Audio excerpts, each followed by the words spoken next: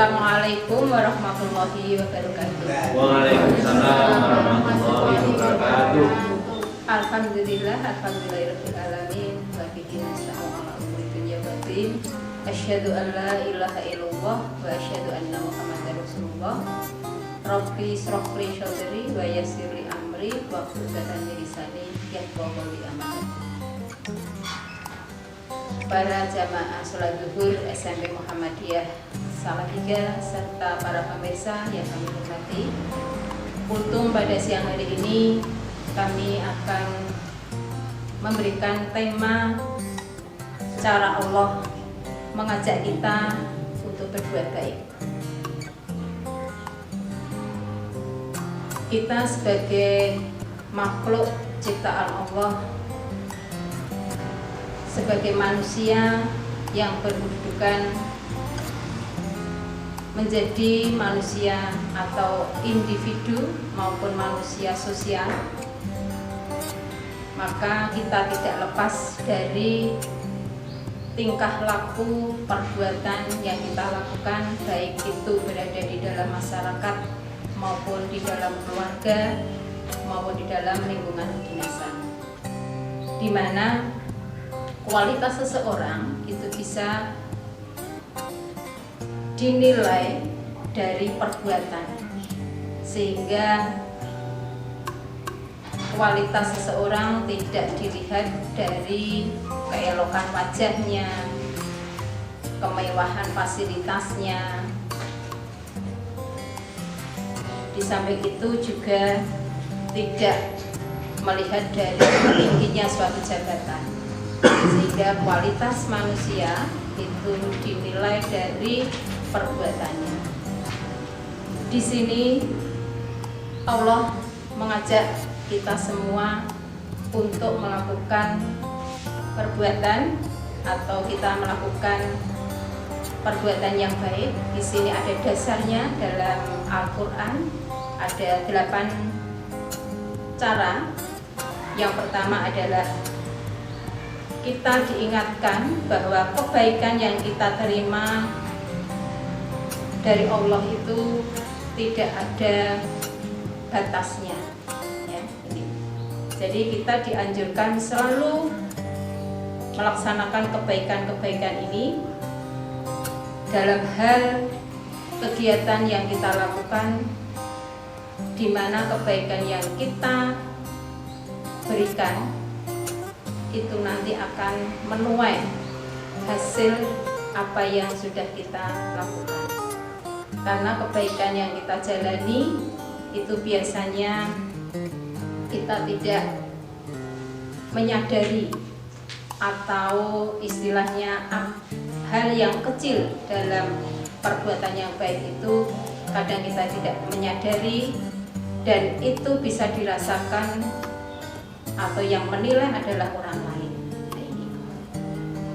Untuk yang kedua, bahwa kebaikan yang dianjurkan oleh Allah di sini adalah mengingat bahwa kebaikan senantiasa hadir bersama dengan keburukan. Di sini bahwa kita melaksanakan kebaikan pasti ada kendala, dan kendala-kendala itu tidak akan bisa kita lalui secara sukses, atau pasti kebaikan yang kita lakukan itu akan diikuti kendala-kendala yang mungkin bisa memunculkan hal-hal yang berdampak buruk pada kita. Karena yang niat yang baik itu kadang belum tentu diterima oleh orang lain baik juga, ya. Inilah yang dikatakan kebaikan selalu diikuti dengan keburukan. Tetapi kita bisa mengantisipasi bahwa perbuatan yang baik, kalau kita melaksanakan dengan ikhlas, yang ada hubungan dengan materi kultum kemarin, ya. Apabila kita dalam melakukan kebaikan itu didasari dengan ikhlas dan hanya atas karena Allah, maka itu akan mengurangi timbulnya keburukan-keburukan yang mengikuti perbuatan kita untuk menuju perbuatan yang baik.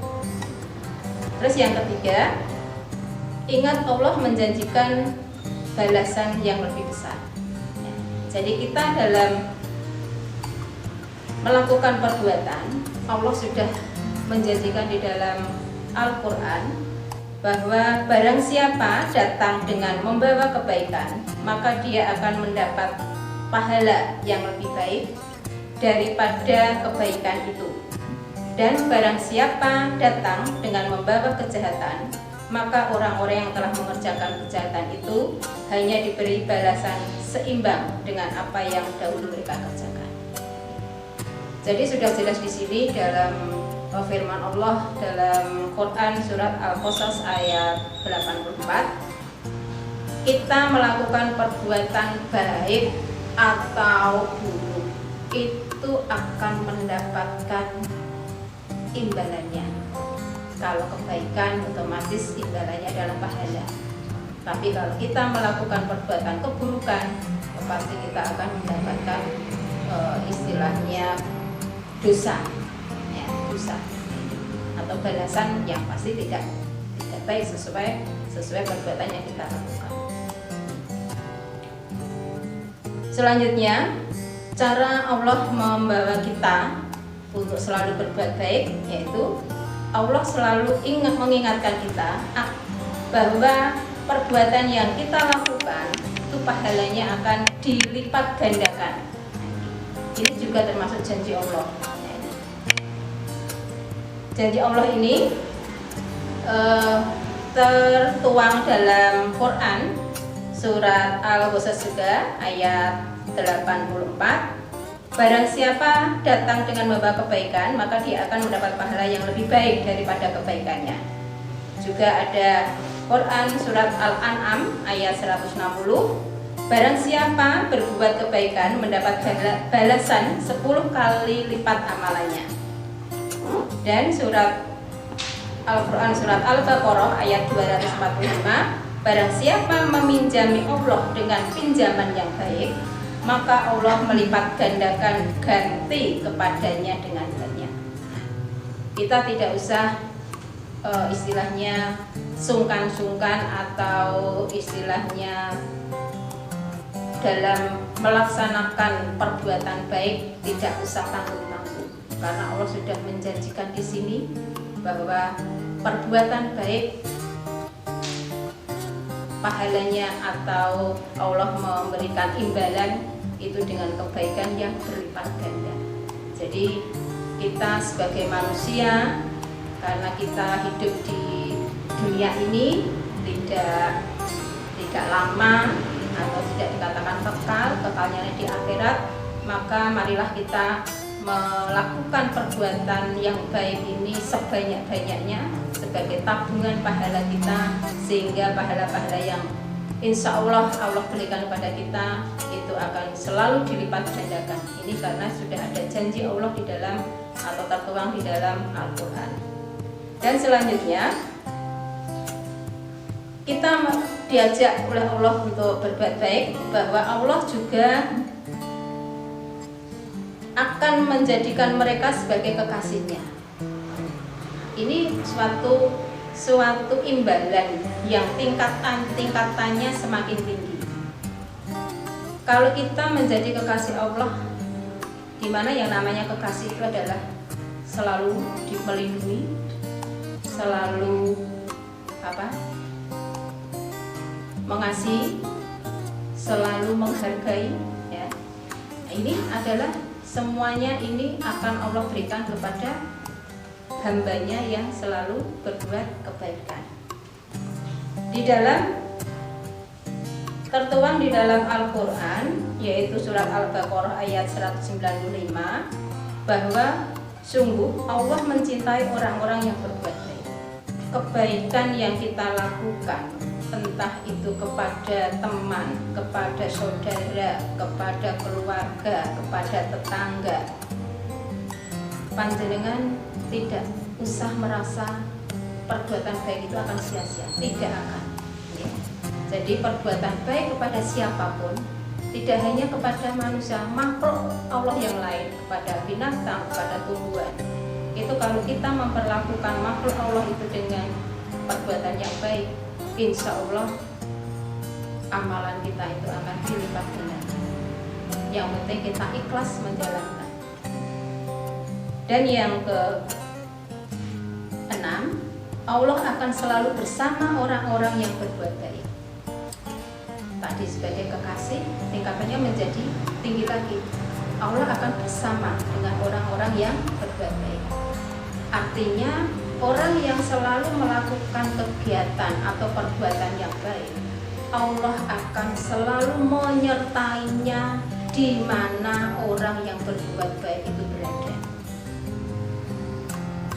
Itu merupakan janji Allah. Tertera di dalam Quran surat Al-Taubah ayat 40, jangan engkau bersedih, sesungguhnya Allah bersama kita. Dan ditambah lagi Quran surat Al-Ankabut ayat 69, dan sesungguhnya Allah benar-benar beserta orang-orang yang berbuat baik. Semuanya akan dipenuhi oleh Allah untuk hambanya yang betul-betul memenuhi perintahnya atau anjurannya. Itu adalah janji Allah. Kita diberi janji kepada manusia, kalau manusia itu bisa dipercaya saja kita bisa percaya. Apalagi ini janji Allah, yang maha pencipta, yang menciptakan kita semua. Itu pasti percayanya 100%, tidak ada kekurangannya. Harus percaya itu. Dan yang terakhir, yang ke-7 maksud saya, kita diajak Allah untuk berbuat baik. Itu Allah akan menjanjikan kabar gembira. Kabar gembira di sini adalah bahwa orang yang berbuat baik itu sudah disediakan surga. Dan surga itu sudah disediakan meskipun orang itu belum masuk di dalamnya. Sebegitunya Allah menyediakan atau memfasilitasi dan memberikan imbalan kepada orang-orang yang berbuat baik. Jadi kita mulai sekarang dalam melaksanakan kegiatan, baik itu kegiatan di rumah, kegiatan di dalam masyarakat, kegiatan di dalam kedinasan, di sekolah ini, ya, dasarnya adalah bagaimana kita selalu berbuat untuk kebaikan. Kebaikan itu bisa kebaikan untuk diri sendiri, kebaikan untuk orang lain, kebaikan untuk keluarga, kebaikan untuk tetangga. Itu semuanya janji-janji Allah itu akan kita nikmati. Dan yang terakhir, kita diajak Allah untuk berbuat baik. Itu adalah Allah akan memberikan kebaikan itu untuk diri kita sendiri. Jadi ini sudah tidak bisa dampak dari kebaikan seseorang. Ini tingkatan yang paling tinggi. Jadi dampak itu pada dirinya sendiri. Jadi kalau orang Jawa mengatakan kalau kita menanam akan menuai. Menanam apapun itu apa yang akan kita tuai, yaitu kalau kita menanam kebaikan maka yang kita tuai adalah kebaikan. Kalau kita menanam keburukan maka kita akan menuai keburukan. Jadi perbuatan yang kita lakukan itu akan berdampak kepada diri kita sendiri. Kalau kita selalu berbuat kebaikan, maka kebaikan itu akan berdampak pada diri kita yang dampaknya kebaikan. Oleh karena itu, perbuatan baik sekecil apapun di mata Allah itu ada nilainya. Tidak usah ragu-ragu. Sekecil keburukan di mata Allah itu juga kelihatan, dan itu dosanya tetap tertulis di situ. Jadi kalau kebaikan sekecil apapun itu nilainya lebih tinggi daripada keburukan. Keburukan yang banyak itu pasti nilainya lebih rendah dari kebaikan yang nilainya kecil.